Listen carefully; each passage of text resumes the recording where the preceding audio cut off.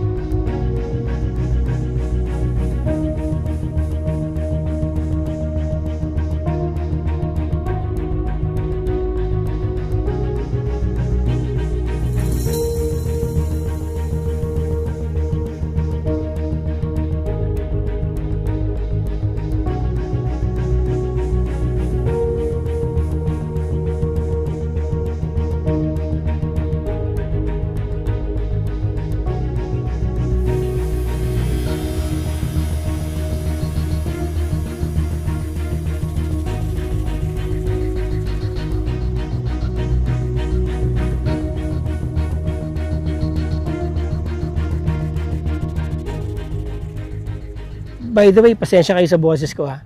Kakagaling ko lang sa ano eh. Nung nakaraan kasi medyo masama pakiramdam ko.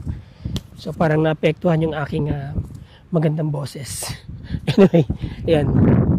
Oh, ang laki, di ba? Mga boss, mga ma'am, mga sir. Third floor. Oh. Tapos ang taas ng bako, tapos ang laki ng property. Interviewin natin to si Mano kung anong niya dito, anong chismis niya anong chismis niya dito sa building na to. Ano kayo? Tapos ang ganda sana, oh. Alright, tanongin natin si boss. Pwede magtanong? Tatanungin ko lang to, ano nangyari dyan? Bakit hindi nag-operate? Oh, sad naman, namatay yung may-ari kaya hindi niya na napatapos. Taga saan ang may-ari niyan? Foreigner? Maraming pera yung foreigner na yun, no? Narimata sa bangko ng bangko. Okay, pero hindi na yan nag-operate. Hindi nag-operate yan as resort. Kailan to? May idea kung kailan yan kinonstruct? 16 years, no? Yun, no? Ang tagal na tenga, no? Ang laki ng ginastos na pera dito. Tignan nyo mga boss, ha. So beachfront siya, no? Tapos ito yung building, no? Nakabakod na, oh. And then meron siya dito parang swimming pool. Ito pa lang swimming pool, mga boss, mga sir. Laki na ng ginastos dito. Foreigner daw may-ari nito, namatay. And then narimata to ng bangko. So around, kung 2024 ngayon, 16 years na to, ibig sabihin, sinimulan itong gawin around 2014. Oh, di ba? Grade 3 daw siya, ginagawa siya. So 2014, malamang, nakatayo na itong structure na to. Oh. Tignan nyo yung niya, yung design niya sa harap na parang flowers. Ang ganda, oh. Parang pang Hollywood o parang pang Greece, no? Parang kang nasa Greece kapag kung natapos siguro to, ganun nga, parang kang nasa Greece kasi pati yung mga design niya dun sa taas, oh. Maganda. may ano siya, may mga disenyo siya, yung kanyang mga railings. So, tapos meron siyang ilang units, ang dami. 1, 2, 3. So yan siguro mga rooms, no? Kaso, tapos yun yung mga gagawing ano, kumbaga, suite nila, no? Yung mga beachfront, kasi facing beachfront, mahal ang rates, mataas ang rates ng mga yan compared dito. Kaya kung mapapansin nyo, mas malalaki yun. Dito mas maliliit. So mas mababa siguro yung plano nilang rates dito. Ayan, no? Now ito siguro ano to, kwarto-kwarto din siya, yung mas mababang rate naman. Ito yung pinakamurang rates nila siguro sa plano nila, no? Then yun ang pinakamahal. Tapos ito siguro maganda siguro yung view dyan, kita yung sunset, no? Nandyan kasi yung sunset magandang sunset dyan kapag summer, talagang bilog na bilog, gumaganon kasi yung sunset habang pupunta doon yung sunset. So anyway, ayan yung maganda yung view dyan siguro. Ayan mga ano ang laki, oh. Tignan nyo yung mga design nya, ang laki nito. Ngayon ang isang kwarto, tignan natin. Yan. Ang room sana nila. Ito yung ano, kumakapit. Ayan, no? Ito mo na yan. Ang room sana nila. Wow, ang sarap ni Cherry Perla. Nababoy na itong lugar na to. Ito, ang laki sana ng bawat kwarto. Dalawang kama, kasya pa dito. Tapos yung isang unit, pwedeng maging dalawa. Diba? Bubuksan lang to. So, pwedeng maging tatlo actually. Ayan, o. Kung halimbawa isang pamilya, pwede siya maging parang villa type or so yan, meron kayong magkakadugtong yung mga kwarto, no? Kung isang pamilya, isang magkakamag-anak, and yet pwede rin siyang isa lang kasi pwede naman sigurong ilak yan. Hindi nakatali itong area na to sa isang rate. Pwede siyang maging good for dalawa lang na ganyan or good for ilang heads, no? Yung maximum capacity. Ibig sabihin hanggang 3 pwede kayong mag-accommodate. Tapos bawat isang kwarto may CR. Ayan, no? So yung layout niya, no? Very typical. Mataas ang kisame. Mukhang matibay ang pagkakagawa ng structure nito. Diba? So, meron siya mga ganitong units, no? Yan. Ganon din siguro dito sa kabila. Yan. So, ito yung magkakatabing kwarto. 1, 2, 3. Yun, ano kaya to? Tingnan natin kung ano to. Now, ito, malamang ito mas mataas ang rate nila dito. Kung naging kwarto to, kasi may panoramic view ka ng beach. Diba? Isang parang villa type siguro to na kwarto. May sariling kwarto, may sariling sala, no? Ang ganda sana ng plano, ang ganda ng layout. Yan. Pero walang mga nakaabang na gripo Puro saksakan. Siguro ano to? Cafeteria or restaurant. Itong lugar na to. Ayan, kasi ang mga connection niya puro provision lang ng wala siya yung sewage na pang anidoro. Parang hindi siya nakadesign for CR. Yun. No? And then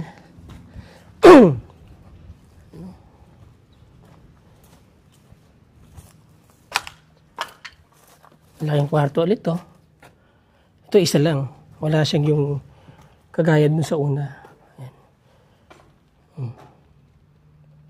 Laki ng kwarto. Kasya dito 3 beds. Or 2 queen size. 3 double. Pasensya na kayo sa boses ko, namamaos talaga ako. Tapos yan,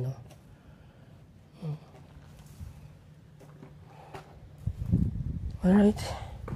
Now, ito siguro yung pagpasok ng sasakyan, receiving area. Di ba? Oh. Ikot yung sasakyan doon, parking space doon. No? Fountain lang siguro talaga yan. Tapos hindi siguro talaga swimming pool yan. Or pwede rin pool. Doon ang parking space, receiving area. Pagpasok mo dito, lounge area. No, bukas siguro talaga yan, hindi nila lalagyan ng pintuan yan. Dito ngayon yung may salamin. No, kasi ito parang alfresco. Kita niyo yung dagat para walang naka-obstruct na sa view. No? Pasok dito.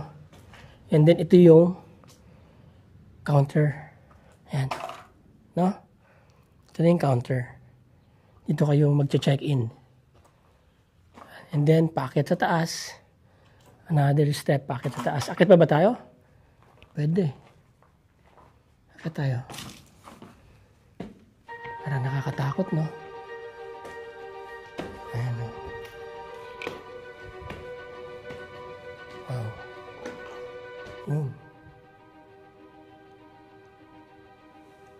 Naka-tiles na dito, oh. Yung mga kwarto-kwarto na. Ito, ipit. Style dito.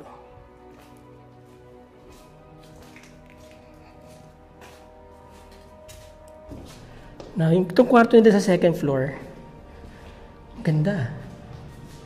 Inyo galing tayo, dyan tayo pumasok. Remember, dyan tayo galing. Ayun na yung pool, oh. Yan. Ito. No? Malaki sana yung bintana dito, pintuan dito. Pinaka parang small terrace, small balcony.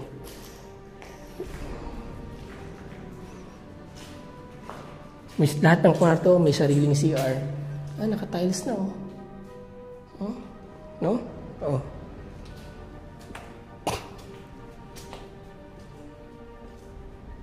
Ano?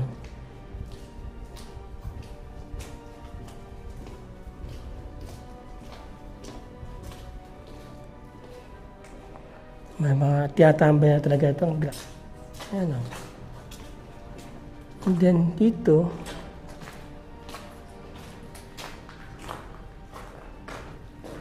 tagos dito, lounge area siguro to. No? Tapos dito may kwartong isa. Walang CR. Or staff room siguro to, whatever. No? Kasi wala namang pintuan yan, eh. So, dire-diretso dito. And then, labas ka dito. Oh, isang kwarto rin na maliit. Ayan, oh. Yan yung pool. No? Yun, oh. Yun yung mga nagdi-dredging. Ayan. Matatanggal na yung mga ano. Itong mga ganitong investment, talagang this is a bad investment. Could have been, no? Ang ganda sana ng ano na to, building na to. Ang laki sana ng potential income nito. Considering beachfront to. Ang market nito, tingin ko, mga high-end. Ang market nito. Intended for high-end market. Dito muna tayo bago tayo umakyat na sa taas. Sa ilalim ng hagdan, parang may kwarto. Ay, hindi. Ano siguro to? Tingnan nyo yung style. Katutok siya dito, eh. Yan. Oh. No? So, nakatutok siya sa corner. Ito. Nasa ilalim siya ng dalawang hagdan. Di ba? Na ito siguro restaurant. Or function hall. A function room. Ganon.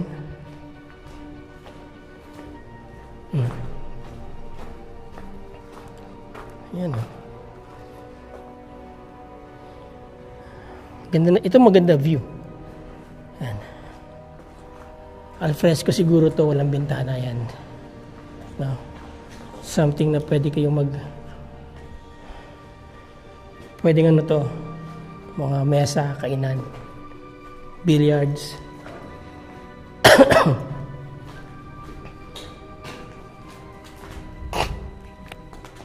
And then here, ganda na. Ang ganda sana ng design, no? Ganun. Tapos dito, ang daming access, di ba? Meron doon, meron dito. Pwede kang umakyat dito. Ganun yung mga kwarto, ano? Ganyan yung mga kwarto. Yun lang, ito lang kwarto na natatakpan siya ng view nito, no? Anyway. Yan. Okay. Oh. Ganun ang mga design ng mga rooms, eh. Oh. Ito, may stage dito. Oh, paniki. Ang dami. Ay, hindi. Ibon. Oh, okay. Ito merong ano. Parang big top. Ito suite siguro to. Merong ano eh, bathtub eh. Oh. Or jacuzzi. No? Ito yung sinasabi ko kasi facing the beach front. Yan. Di ba? Kaya ito, suite room nila siguro to. Mataas ang rate nito. Yan. Nakagitna ka.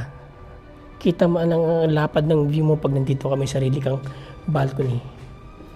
Okay? Oh. No? Ayan. Dito meron silang, eto hindi na. Meron silang isang suite at least ganun dito sa second floor. Hindi pa natin nakita yung babae. Utility room siguro to, nasa dulo. Okay, another room dyan. Ito na yung sa dulo ng building.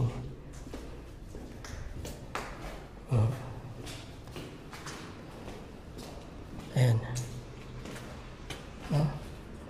Sa taas, lalagyan pa sana nila ulit ng mga rooms. Naka-design yung structure niya hanggang third floor. Then, dead end to.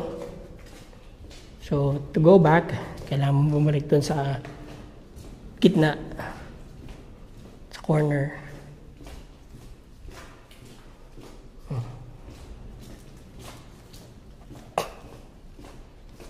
Akit tayo na, third floor. Yee! Yek! Who's afraid of the dark? Wow. Dito, hinabol na. Itong area na to, parang hinabol na lang yung construction. Parang dinugtong na lang siya. Pinatong na lang. Feeling ko lang. Ayan. Ganda sana, no? So, doon tayo galing. Okay? Ito pababa, ganang galing na rin tayo doon. Ito na yung itaas ng receiving area. Ayan. I mean, ito na yung taas ng ano pala. Yung ilalim nito yung tinignan natin na ano, parang function hall, function room. Na plano pa sana nila maglagay ng mga rooms dito. Ang ganda sana ng view dito sa taas. Oh.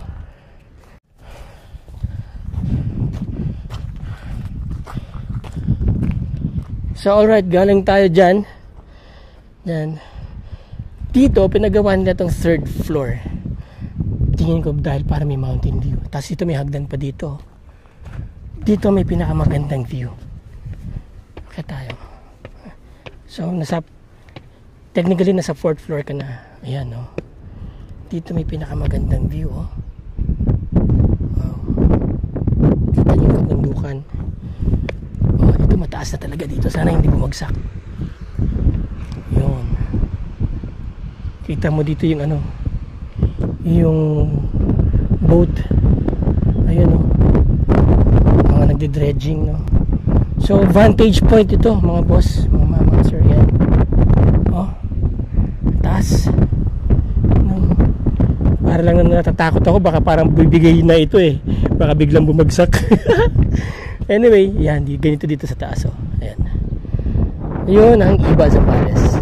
Hindi, Botolan pa rin yan, mga resorts. Ang ganda sana ng view dito.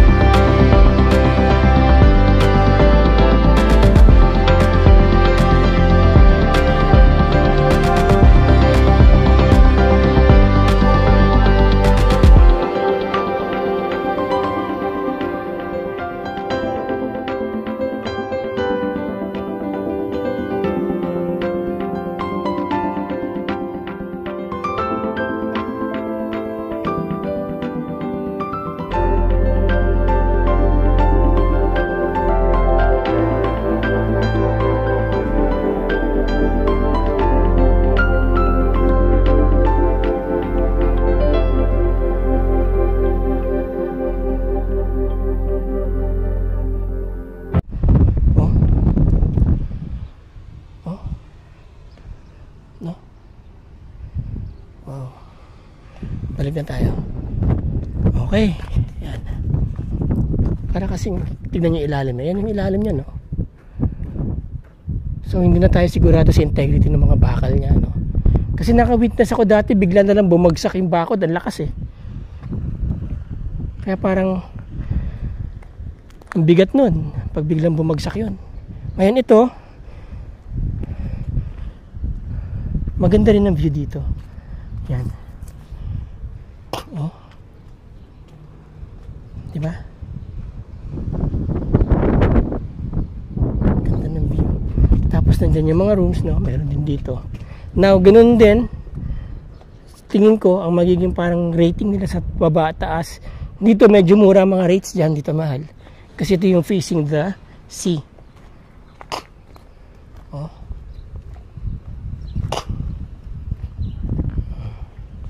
Ito medyo tapos na. Bulok na yung mga kahoy. Kahoy pala ginamit nila. Hindi pa kasi kahoy siguro para inisip siguro nung nagpagawa para mas tumagal sa alat. Pero mali eh. Kasi yung pako niya pag nangalawang rurupok yung brace. Kagaya nito oh. Mas maganda pa yung bakal tas inaalagaan sa punas. Ano? Plywood yung iba, yung ilalim na nilagyan nila ng plywood para maprotektahan yung insulator. Pero mali yung kabit eh, dapat nakaharap yun sa mayero para i-reflect yung heat palabas.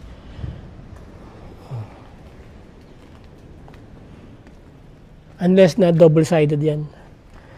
Okay. Ayan o. Dito, yung napansin ko lang no, sinayang nila yung mountain view. Sana naglagay sila ng bintana dito. May mga bintana sila dyan. Dito. Ayan. Mas prefer nung may-ari na beach view, no? Pero maganda sana kung may mountain view din. Kagaya nito. Itong kwarto na to. At least itong kwarto na to meron kang mountain view.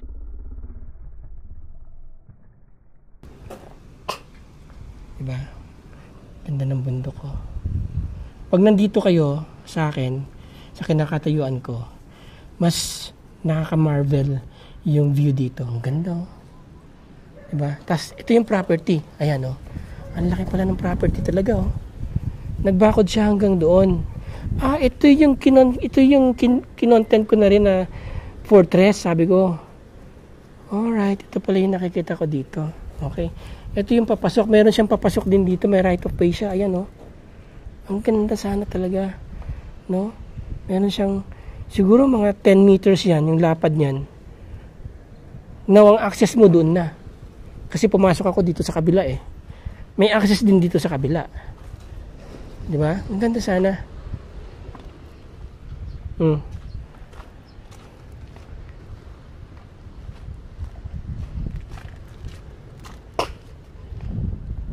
Ganda na view dito.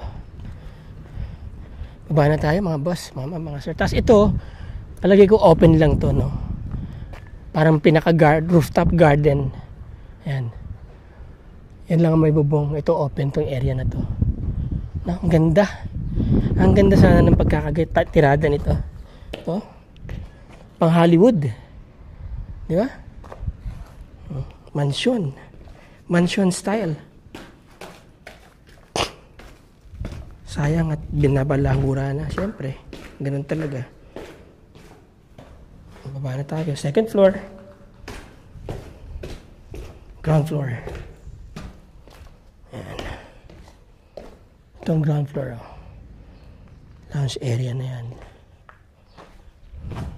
Hindi na tayo pupunta doon mga boss, mama, mga sir.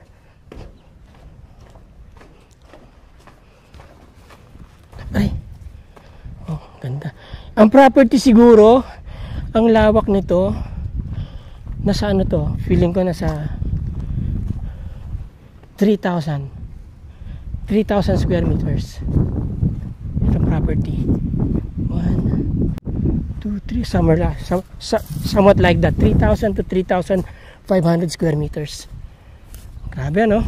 Hindi po ito binibenta, mga boss, mga sir ha. Gusto ko lang ipakita sa inyo na nagkakaroon ng mga ganitong bad investments, no? Sayang naman, laking perang inubos, di ba? Pero hindi natuloy ang operation. So, kaya dapat maging maingat kayo sa mga investments ninyo. Talagang dapat gawin ninyo yung tamang due diligence. Ang laki, di ba? Oh, building